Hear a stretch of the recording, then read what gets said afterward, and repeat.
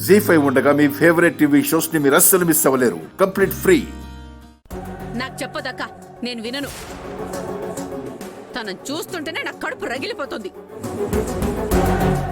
అది కాదు సువర్ణ, కోపాలు ఈరోజుంటే రేపోతాయి.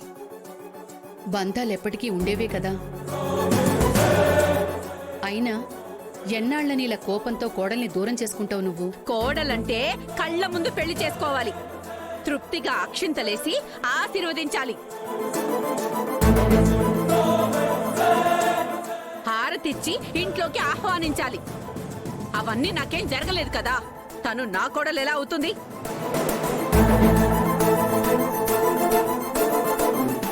నా మాట విను. హిమకు నల్లపూసల ఫంక్షన్ చేస్తున్నాం. నువ్వు రాకపోతే ఎలా చెప్పు? నేను రాను. రావాల్సిన అవసరం కూడా నాకు లేదు.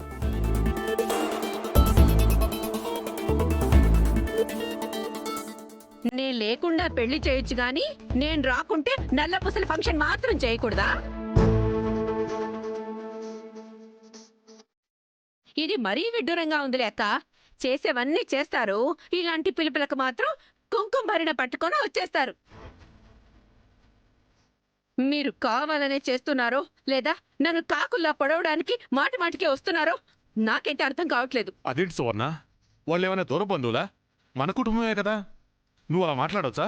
మీరు ఊరుకోండి. ఇలాంటి నీతులు బాగానే చెప్తారు. ఆ రోజు దొంగ పెళ్లి చేసినప్పుడు నేను గుర్తుకు రాలేదు, కానీ పేరంటానికి నల్ల పుస్తలకు మాత్రం నేను పనికొస్తానా? వాడు నా కొడుకండి. వాడి పెళ్లి నాకు తెలియకుండా చేశాను. సువర్ణ, నీకంటే పెద్దదానిగా చెప్తున్నాను, నా మాట విను. హిమ తల్లిగా తారాగారు, హిమ అత్తగారిగా నువ్వు ఈ నల్లపూసల ఫంక్షన్కి రావాలమ్మా. పాపం హిమ మొహం చూడు. ఎవరూ లేకుండా, ఎవరూ రాకుండా ఫంక్షన్ ఎలా చేస్తాను చెప్పు? కన్నతల్లి లేకుండా పెళ్లి చేసినోళ్ళు ఇక ఈ ఫంక్షన్ చేయలేరా ఏంటి? ఏదో పిలవాలి కాబట్టి వచ్చారు, కానీ నిజంగా నా మీద గౌరవం ఉంటే ఆ పెళ్లి నాకు చెప్పే చేసేవాళ్ళు కదా. ఓ పెద్ద ఇప్పుడు వచ్చి నన్ను రమ్మంటున్నారు గాని ఇంతకీ వాళ్ళ అమ్మగారు ఆ తారాగారు ఫంక్షన్కి వస్తున్నారా?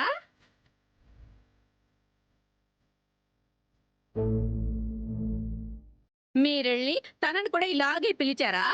పిలిచారే అనుకోండి, ఆ తారాగారు వస్తుందా? రాదు కదా.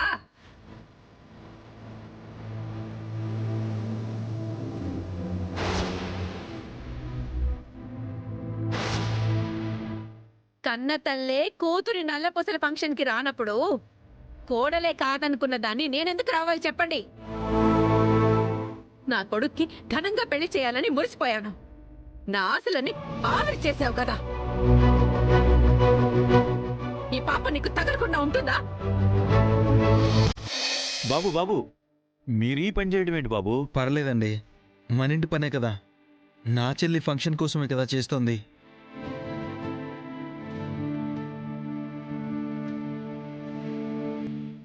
అన్నయ్య,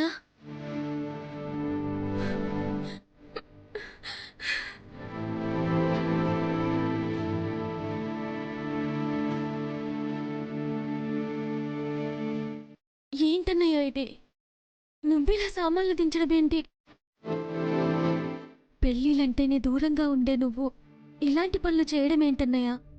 పర్వాలేదు హేమా, ఇవన్నీ నీకోసమే చేస్తున్నాను. నిన్ను మన ఇంట్లో వాళ్ళు దూరం పెట్టినా నీకీ అన్నయ్య ఉన్నాడు. నేనుండగా నీకే లోటు రానివ్వనమ్మా. నువ్వు బాధపడకమ్మా, నీకు నేనున్నాను, శ్రీకాంత్ ఉన్నాడు. నీకే లోటు రాకుండా చూసుకుంటాం. అసలైతే నా చెల్లి ఫంక్షన్ గ్రాండ్గా ఫంక్షన్ హాల్లో చేద్దామనుకున్నాను. ఎందుకు రాధా గారు, మేమంతా ఉన్నాం కదా. అవునన్నయ్య, ఇంతమంది మనుషుల మధ్య నేనున్నాను కదా, నాకిదే ఆనందంగా ఉంది. హిమ ఎవరు బాబు? మా ఇంటి కోడలే కదా. తనని చూసుకోవాల్సిన బాధ్యత మాక్కూడా ఉంది బాబు. మీ అందరి ప్రేమ అభిమానాలతోనే హిమ సంతోషంగా ఉందండి. మీకెలా కృతజ్ఞతలు చెప్పాలో నాకు అర్థం కావడం లేదు. ఏంటి రాధా గారు, మనలో మనకి కృతజ్ఞతలతో పని ఉంది. లేదు కృష్ణ గారు, మీరు ఇబ్బంది పడుతున్నా నా చెల్లికి గంపెడు ప్రేమను పంచిపెడుతున్నారు. సొంత వాళ్ళు కాదన్నా మీరు అక్కను చేర్చుకున్నారు.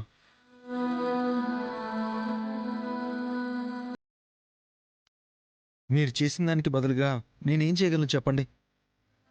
డబ్బులిచ్చి మిమ్మల్ని అవమానించలేను, మీ ప్రేమకు వెలకట్టలేను.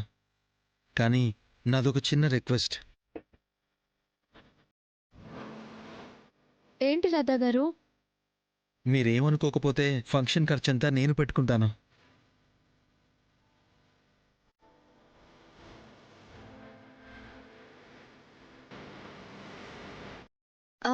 రాధా గారు, దీనికి నేను ఒప్పుకోను. అవును బాబు, మేం కూడా ఒప్పుకోం. అలా ఎలా కుదురుతుంది బాబు? ప్లీజ్ అండి, కాదనకండి. నా చెల్లి కోసం చేస్తున్నాను అనుకోండి. అయిన వాళ్ళు పట్టించుకోకపోయినా అన్నీ మీరై హిమని కాపాడుతున్నారు. ఈ ఒక్కసారికి నా మాట వినండి. ఈసారి ఫంక్షన్ ఖర్చంతా నేను పెట్టుకుంటాను. ప్లీజ్ కాదనకండి.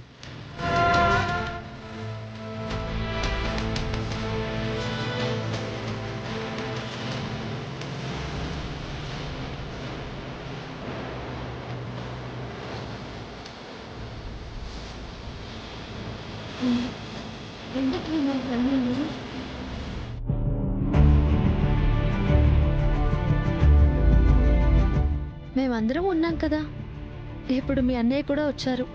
అందరం కలిసి గ్రాండ్గా ఫంక్షన్ చేద్దాం. నువ్వు ఇలా కన్నీళ్లు పెట్టుకోవద్దు. నేను ఇలా చూస్తే మా అందరికీ బాధేస్తుంది. నువ్వు నవ్వుతూ ఉంటే మేం కూడా నవ్వుతూ ఉంటాం.